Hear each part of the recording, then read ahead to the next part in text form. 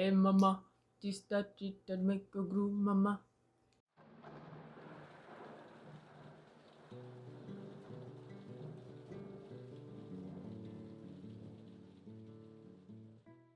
Hello, welcome back to the channel. My name is Melanie and I'm super jazzed to be here as always. So jazzed that I'm singing about it.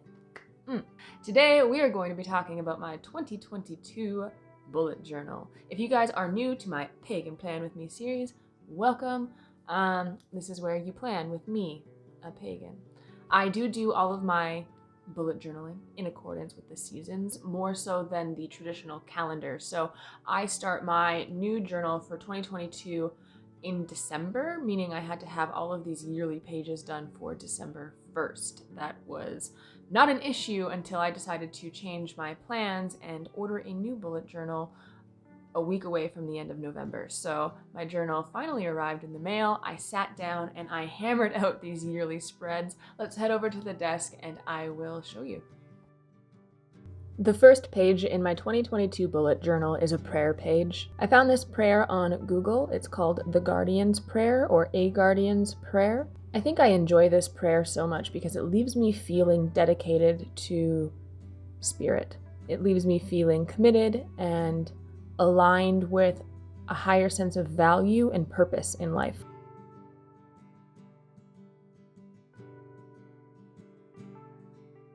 To all who have stood true for the good of their communities, to all who have held strong against overwhelming opposition, to all who remained vigilant outside the fire's warmth, I give greatest thanks and pray for your guidance on this guardian path.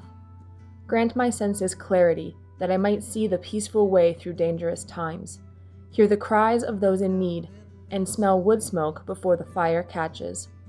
Lead my hands as they shape a safer world, and lead my feet to the places where I might do the greatest good. Thank you, Sentinels, for all you've given. Thank you for standing beside me, behind me, and before me. A circle completed as I step into place, here, now, standing. Ooh, it gives me chills. It makes me feel empowered and like I am here for a reason and with a purpose, and I think that is a beautiful way to start a bullet journal as well as a new year. Because there is a lot of text on this page, I kept the design fairly simple and went for some gold geometric shapes. I did the red title with gold writing. I painted in a few more splotches with watercolor and drew some gold triangles on top of them.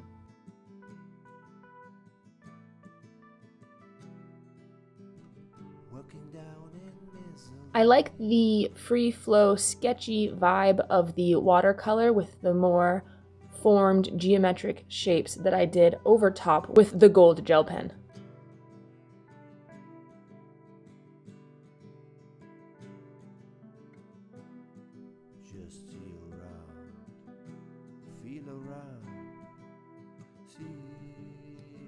After my prayer page, we're heading right into our tarot spread for the year. Because I'm doing a separate video on that, for this video we're going to skip over that spread and take a look at our year at a glance pages.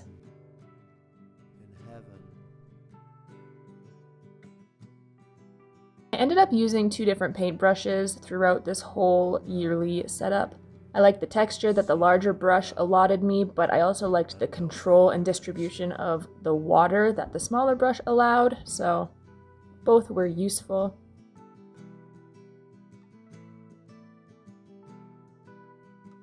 Working down in misery.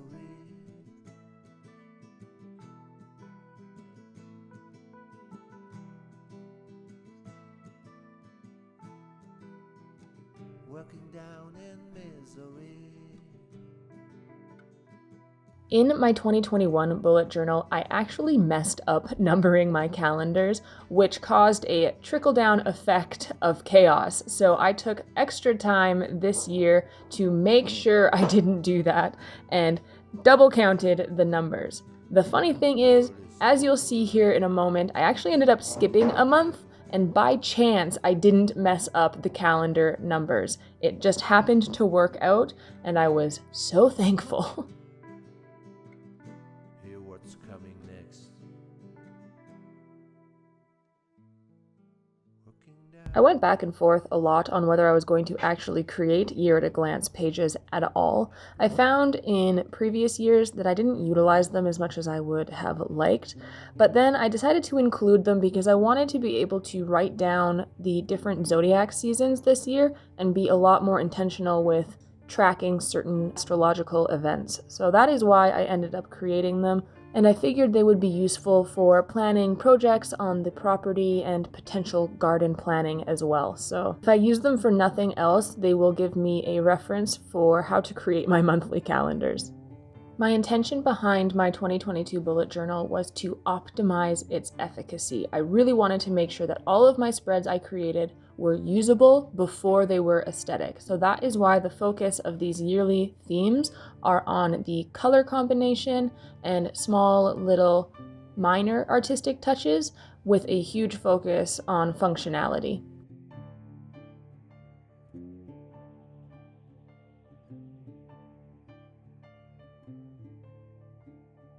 Once I numbered down the side of the calendars and I outlined everything with gold, I went in and marked Saturdays and Sundays off. This helps divide the week and keep me organized when I'm actually filling the year-at-a-glance page out later on.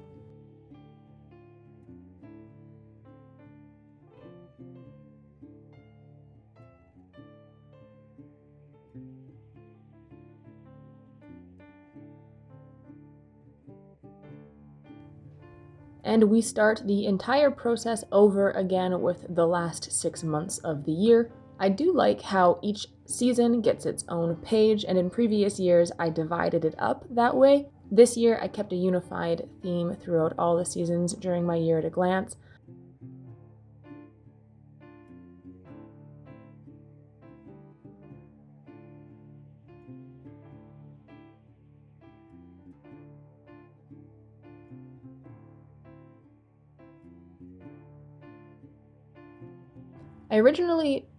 When I originally sat down and planned these spreads out, I thought I was going to be using the Tombow markers a lot more, but it turns out I stuck mainly to the watercolor and the gold gel pen. I did switch it up and decide to use a red for the weekends on the latter half of the year.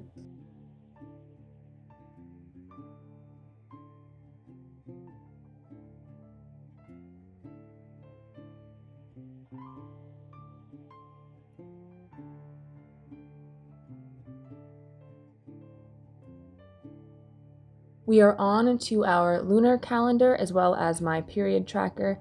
Because there is so much information I have to include and research for the lunar calendar, I did end up writing a lot of stuff on this page in pencil beforehand. This just saves me time while I'm actually creating the spread, and I don't have to bore you guys with researching when the different moon phases are occurring.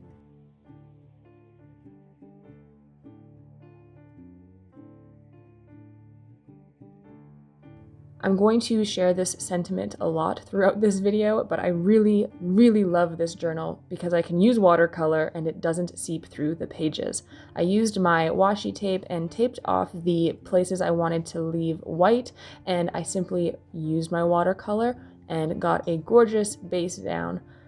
This really allowed me to use a lot more color and take up a lot more of that negative space than I ever have been able to in my previous journals, just because the page is thicker. So I have really been enjoying my new bullet journal that I've gotten, and I'm super happy with how this turned out. I love the use of color and how full it makes the pages feel. Because I used so much watercolor for this spread in particular, I did have to wait a while for the pages to dry before I could go back in and start to complete the spread. So it's been about an hour. I ended up combining a few different watercolors to get the red-orange tone closest to the cover, and I enjoy the variation that the watercolor allows. Removing the washi tape and seeing a clean line underneath is extremely satisfying.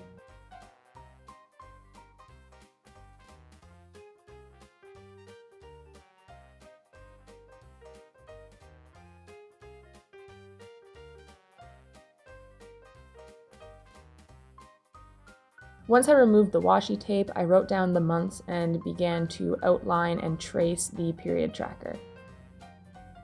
Because I have to wait for not only the watercolor to dry, but also for the gold gel pen to dry, I do a lot of jumping back and forth between different spreads during this yearly setup so that the gold gel pen did not smudge and I could avoid creating some messy errors.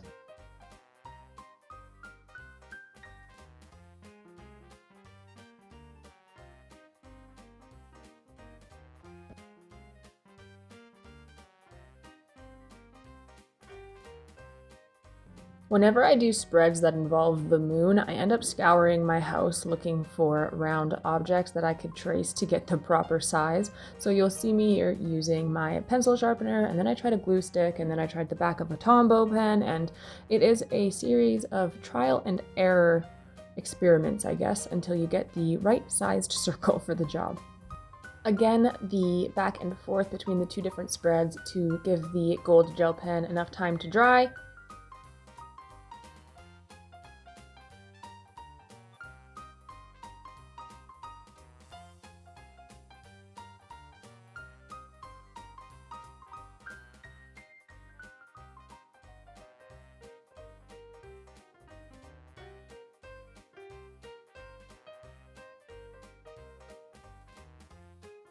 I also ended up having to rotate and move around my bullet journal a lot because I'm right-handed. I didn't want to be smudging any of the gold gel pen.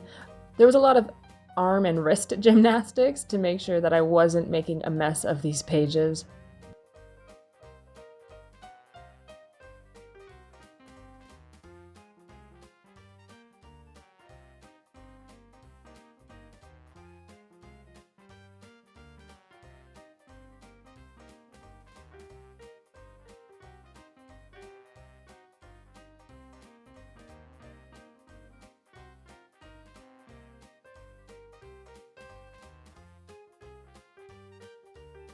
If you guys have never created something like a period tracker before, I highly recommend doing it. It's a super simple spread that actually provides you with a lot of information at the end of the year. You just have to have a column for each month and then 1 through 31 numbered on the side. I simply X off the days in which I'm bleeding and it will show you very clearly what your cycle is like. At first, I wasn't going to do horizontal grid lines, but then I realized it keeps it a lot more neat, and I just like the gold gel pen, so I didn't mind taking the extra time and doing the horizontal lines. Keeps it very pleasing to the eye.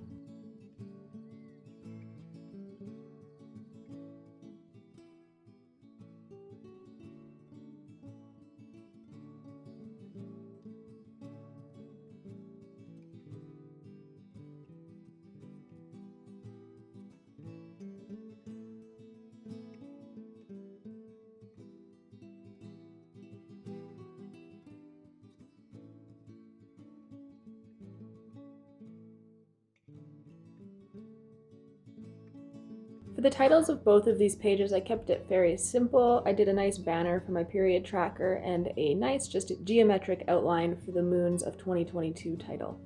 For the lunar calendar, I wanted to include full moons, new moons, the first quarter, and the last quarter as well. I only wrote down the zodiac sign for the new moons and the full moons. This is because if I personally am going to be doing any kind of working, it would usually be on a full moon or a new moon, and I like to take into account the zodiac sign that it is taking place in. That being said, I do have occasion to look up the first quarter and the last quarter zodiac sign associations as well, but it's not something I use regularly, therefore didn't feel the need to include it in this calendar. I find it funny, a lot of people don't know that there's no exact set number of full moons or new moons dedicated to each month consistently. There is often several months that have 5 moons as opposed to the typical 4. I find it interesting to see it drawn out like this. You can clearly see April has 5 moons, and so does November. And by moon, I only mean the heightened specific lunar phases of the new moon, full moon, or first or last quarter. Obviously, the moon is always there, but you know what I mean. Now, this is the only black that I use during the entire 2022 setup, and I obviously had to make the moons white and black because that's just the proper way.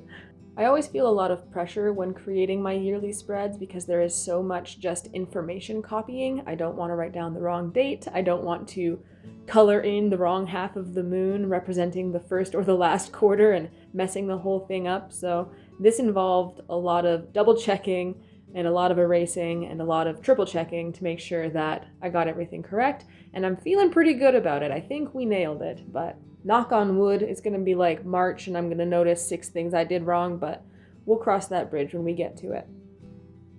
I am not someone who hammers out beautiful calligraphy, so most of my titles are just neat print.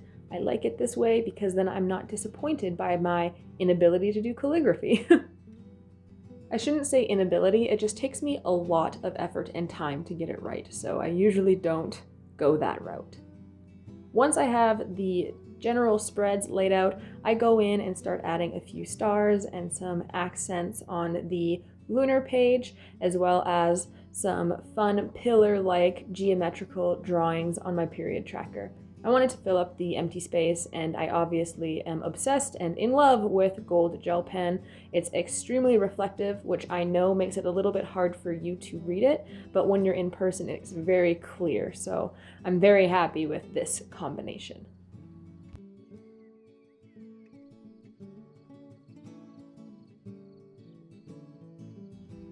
Now, the next page and the next few spreads here are going to be pretty specific to me because I do garden a lot, I do a lot of homesteading, and I create a lot of projects off of natural materials found here on my property.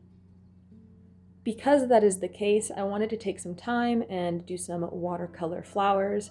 Again, if it was not for the high quality pages in this book, this would not have happened, so very, very excited with my new bullet journal choice.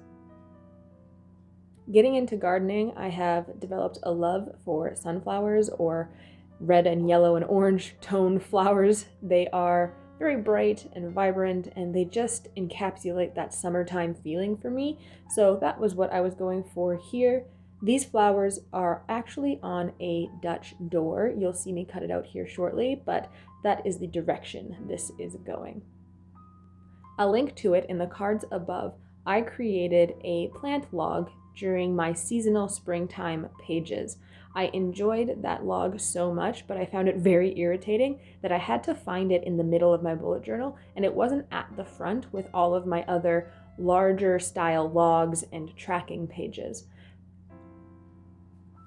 Coming into the new year, I decided to create a planting log in my yearly spreads so that I could easily access and reference and continue to fill out and update this log throughout the year. If you're not familiar with what a planting log is, it's basically where you record down the many different varieties of vegetables or flowers or whatever it is you are growing, and you record its milestones essentially. So I would mark down when I started the seeds, when they actually germinated, if I put them in the greenhouse to harden off, and when I got them out in the ground, when I harvested them, when they began to ripen, if they flowered, if they died suddenly. It's a way to track the development of a specific vegetable or flower during your growing season. I love the checker pattern I decided to go around the outside edge with. It makes me think of summertime picnics. I just took the gel pen and did a bit of a border and outlined the flower details. Like I said, the key is going to go on this side of the Dutch door. On this side, I decided to go in with some cooler tones. I went in with baby blue, light blues, dark blues, and a lot of teal colors, as well as my silver gel pen. This side of the Dutch door is where I'm going to record general information like frost-free growing days, when my last frost date is, when my first frost date is, and any other kind of yearly rules or guidelines that it is handy for me to have. I have found as a new gardener this information so valuable because it is climate and zone specific. You can go on Google and look up how long it takes to grow carrots, and it will give you a very broad generic answer. The information you gather from recording your own growing season in your own local region is so beneficial for your future growing seasons. because you know this information applies to your exact region, and you can reference this back and save yourself a lot of time and strife, and it's just a great tool I have found such a use for. I'm not going to show you how I set up my key because, to be honest, I haven't fully decided on the colors and on the different options I want to have available to me when I set this up.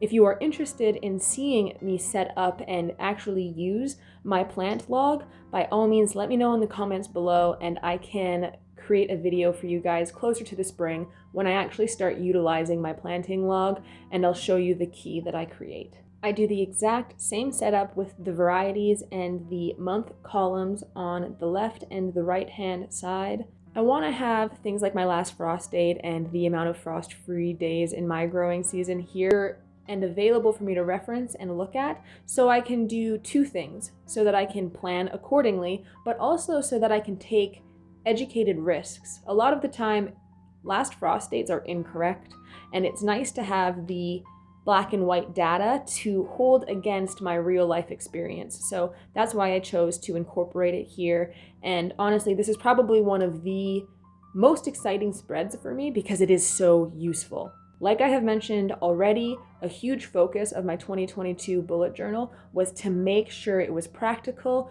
and usable. What that means for me is giving myself a lot of empty space that I can fill up, adapt, and change as my needs might progress and change throughout the year.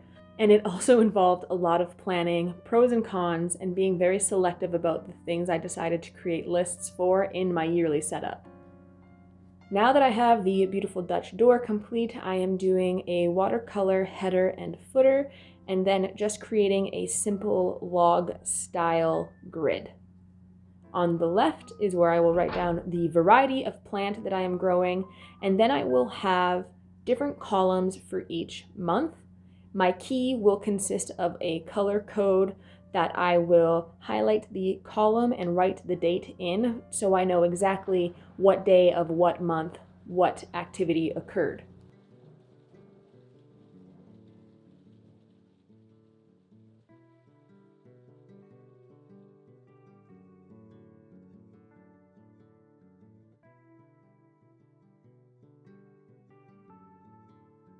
I went ahead and I cut out the Dutch door for my next spread. I'm going to be doing pretty much the same setup as my plant log, but these spreads are going to be tracking my wildcrafting projects and my food preservation. I'm going to be using both sides of this Dutch door to record recipe ideas and different types of projects or lotions or fermentations that I might want to create. On this side, it will be for my wildcrafting projects, and on the other side, it'll be for food preservations, which is usually something I've grown and am now trying to figure out how I would like to preserve. I've kept wildcrafting and food preservation separate, even though a lot of my wildcrafting projects are food preservation.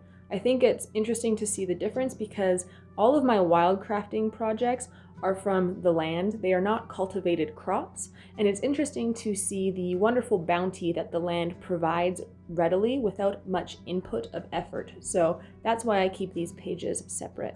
On my wildcrafting tracker, the first column is for the plant or the fruit or the whatever that I have harvested to be recorded, just the raw bulk ingredient, whatever it is that I picked.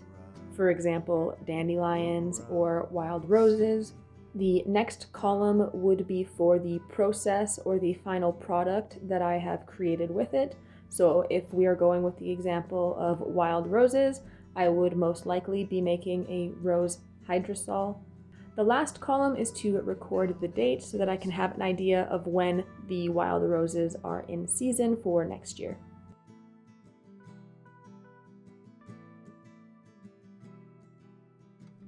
Working down in misery.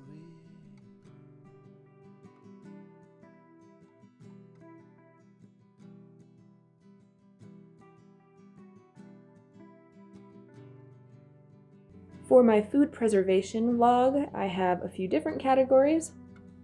Again, the first column is for the harvest itself, so whatever plant or vegetable I have grown.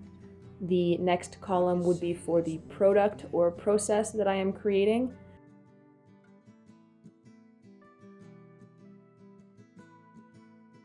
I have 2 additional columns for rating the final product and rating the process of creating that product, and then a column for the date. I wanted to have the rating columns, and I wanted 2 separate ones, one for the process and one for the final product, because that would allow me to differentiate between something that was a lot of work and not very good versus something that was extremely easy to make and turned out really, really well, so that I can better use my time and kind of allocate resources where it makes sense.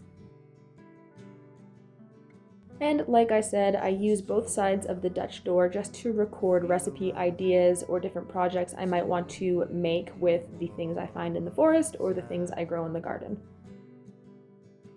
Just see around, see the stars. The next spreads are my Learn spread and my Create spread. These 2 spreads, we're switching it up and we're not doing the header and the footer. We are doing just kind of side columns painted with watercolor where we're going to be writing the titles. I can't say this enough. I really, really, really love this journal's thick pages. It allowed me to quickly add color and some design to the page without having to spend a lot of time drawing something out, for example. It took up a lot of negative space and allowed me to create a lot of visual interest. So very excited with the watercolor progress in this journal. I am very much so someone who enjoys learning, so I always have at least several new projects on the go or several different YouTube rabbit holes I am jumping into. So that will be the page on the left. The page on the right is going to be my list of things I want to create. After learning about a bunch of things on YouTube, I tend to have a long list of things I want to try. So it can range anything from sewing patterns I want to give a go, or recipes I want to try, or different kinds of bunny hutches I might want to build. These are spreads that I will very easily fill up during the year. These spreads are extremely simple, but are probably some of the most important ones I have in my bullet journal because I spend all of my time either learning or creating. This is why I decided to do the titles vertically on the side so that I have a little bit more room to just create straight up lists from top to bottom.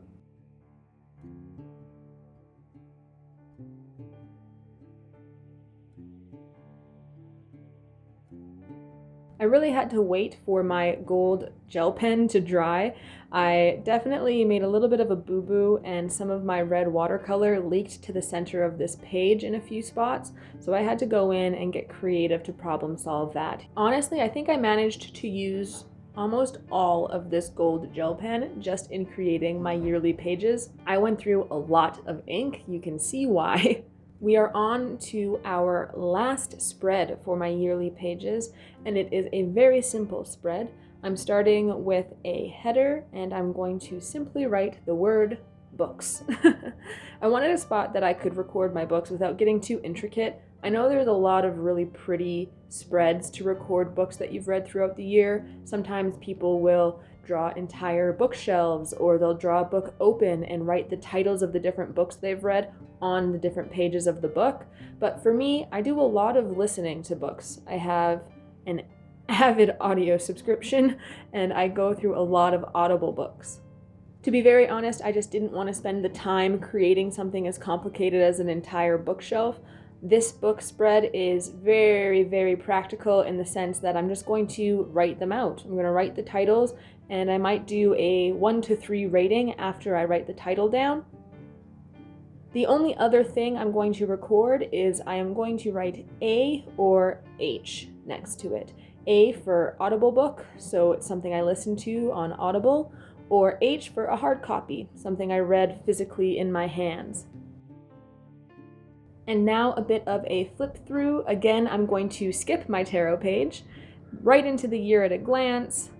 My entire point of my 2022 bullet journal was to have it extremely streamlined and very, very usable. I didn't want it too frilly, I wanted it to be minimal and to be very practical. Here you can see the pattern I created to kind of hide the leakage of the watercolor on my Learn and my Create page. I think it turned out kind of cute, and you would never know that I made a mistake. Thank you so much for watching. I hope you enjoyed my yearly spreads for 2022. This is my second year making videos of my Pagan Plan With Me process, where I journal in accordance to the seasons. If you want to check out the playlist of last year's spreads, I have some similar ones, and obviously I've made some changes and adjustments, so I will link to the Pagan Plan With Me playlist below for all of your journaling needs. I am very happy with the uniformity of this year's spreads. Not sure if uniformity is a word, but I am happy that all of the themes have a very clear, consistent color scheme. That is what I was really going for and wanted. I have more Pagan Plan With Me's coming out of which I am most excited for my yearly tarot forecast. I hinted to it at the beginning of this video, but I left it out because I believe it deserves its own dedicated video. In that video, I'll show you how I pull cards for a whole year forecast, as well as how I bullet journal about it afterwards. If that sounds like something you are interested in, by all means, hit the subscribe button and turn on your post notifications so you will be notified when I share that video. If you do not want to wait for that video, then I will link up here in the cards to last year's tarot spread forecast. It was a doozy, and I did it differently last year than I'm going to be doing it this year, so stay tuned for that. I am about to get cooked out of my spot here, so as always, live long and prosper. I hope the coming year treats you with all that you deserve and more. I will see you all next time. Bye.